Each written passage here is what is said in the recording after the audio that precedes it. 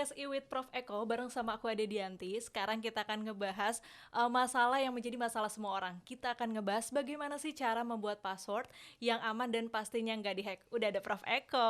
Apa kabar Mbak Ade? Baik dong, Prof gimana? Baik, terima kasih. Kita sehat ya? Sehat selalu. Protokol Oke. kesehatan dijaga. Pasti, jadi aku sama Prof. Eko dan juga kru di belakang nih sudah melakukan prokes. Sehingga kita bisa ngobrol-ngobrol bareng. Ya, betul. Tadi kan aku udah ngebahas nih Prof tentang gimana sih cara membuat password. Ini kan sebenarnya adalah kegiatan semua orang ya saat mau buat aplikasi, membuat ini itu, tapi banyak yang nggak concern gitu. Ya. Sebenarnya membuat password yang aman dan nggak mudah dihack itu kayak gimana dan penting nggak sih?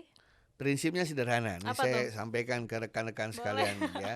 Prinsipnya cuman sederhana sekali, yaitu carilah urutan-urutan simbol Oke. yang mudah Anda ingat tapi sulit ditebak orang lain. Udah itu aja. Cuma itu aja. Ya, coba misalnya apa? Mudah diingat tapi sulit ditebak orang lain. Kalau saya misalnya tulis nama saya, mudah diingat kan? Eko Indrajit. Tapi mudah ditebak. Iya. Nggak bagus. Berarti kurang pas ya. Kurang bagus. Oke. Jadi harus yang mudah kita ingat tapi sulit ditebak orang lain. Apa misalnya? Mungkin es kelapa muda. Ya. Es kelapa muda. Nah, kata-katanya kalau bisa yang tidak ada di kamus. Oke, nggak ada di kamus. Es kelapa muda ada semua Ada di kamus semua bahasa es kelapa Indonesia. hijau, nggak es ada di jeruk, kamus. semua ada ya. Oke. Ya. Apa ya? Bingung kan? Bingung tuh kalau kayak gitu. Makanya saya itu biasanya tidak pernah ngapalin password. Kenapa saya tidak pernah ngapalin password? Lah kalau kita punya 7 aplikasi, 10 aplikasi, gimana ngapalinnya? Itu banyak banget sebenarnya. Itu jadi pertanyaan juga, Prof.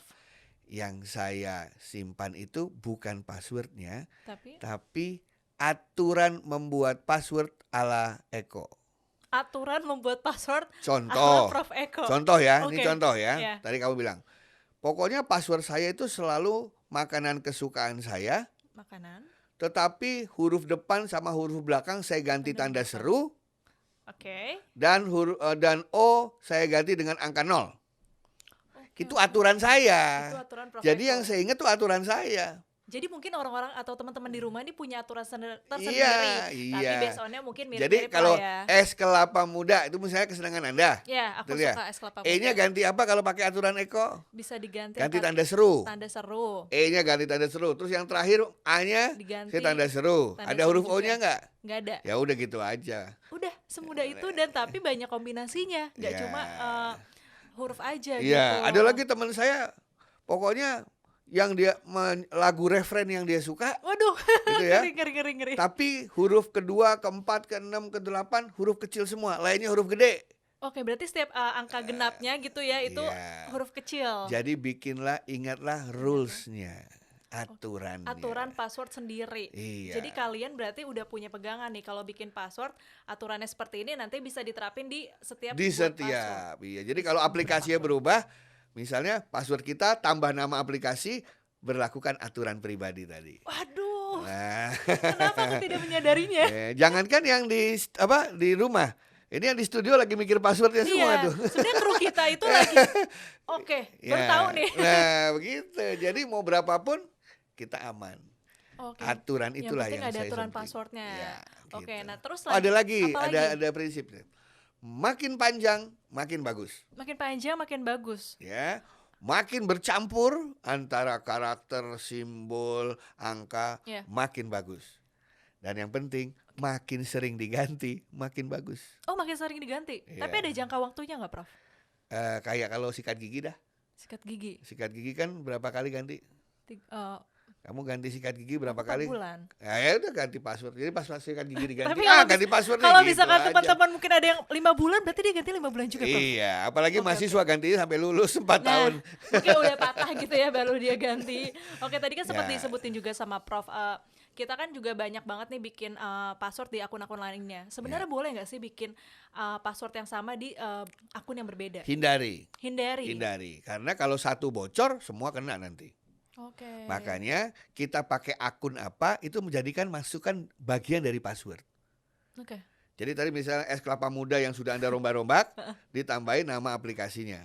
Oh, digabung ya. Iya kan makin rumit kan berarti. Iya, iya. Kalau iya, perlu iya. nama aplikasinya dibalik.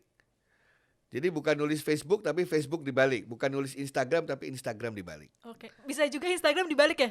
Bisa. Apa gitu ya? Instagram dibalik, huruf terakhir dihilangin, tuh aturan saya misalnya. Oh gitu. Ya banyak kan. Waduh, so easy. Gitu ya. Nah, begitu ceritanya. Oke, nah kalau misalkan Prof mau ngasih tau nggak cara membuat password yang aman selain dari aturan yang tadi gitu buat teman-teman di rumah? Kalau saya bilang gini, password pokoknya lah secara umum ya tadi yang mudah kita ingat, Ya. sulit ditebak orang lain. Makin panjang, makin bercampur dan sering diganti. Oke. Itu aja. Nanti tolong editing harus ini ya ditulis satu-satu tadi omongannya Prof Eko ya. Tulis satu-satu biar nanti jelas gitu. Biar jelas. Dan mulai saatnya sekarang teman-teman di rumah mulai rubah passwordnya, sering diganti. Nah kalau bisa sebulan atau 2 bulan Ya. atau bahkan mungkin lebih cepat itu lebih baik ya untuk menghindari. Semakin pendek harus semakin sering diganti. Oke, untuk menghindari peretasan itu sendiri. Ya, Karena betul. sekarang tuh udah sebenarnya kalau peretasan itu menjadi hal lumrah ya Prof ya. Ya. Di zaman dulu mungkin wah apa tuh kayak gitu, tapi sekarang tuh banyak sekali mungkin. Terutama yang diretas itu kan akun Ya. media sosial. Wah nanti kayaknya itu stop dulu nih. Ya, itu Jangan di dibahas ya. episode berikutnya. Itu aku juga punya pengalaman soalnya. Jadi Oke. nanti kita bahas lagi. Ya. Tapi Prof, kalau untuk orang yang pelupa nih, gimana sih cara menyimpan password? Walaupun ini sebenarnya rahasia ya, tapi ada saran nggak dari Pelupa. Prof? Iya. Nih, saya habis bikin password. Mendingan digital atau kayak ditulis tuh? Password saya untuk akun-akun yang penting itu panjang. Ya, Saya bagi 4. oke. Saya kasih ke anak pertama, kedua, ketiga, keempat. Oke. Anak pertama saya nggak tahu, Pak ini apaan? Udahlah, pokoknya kalau papa minta kasih tahu ya. Oke. Gitu. Dia nggak tahu bahwa itu bagian dari password saya.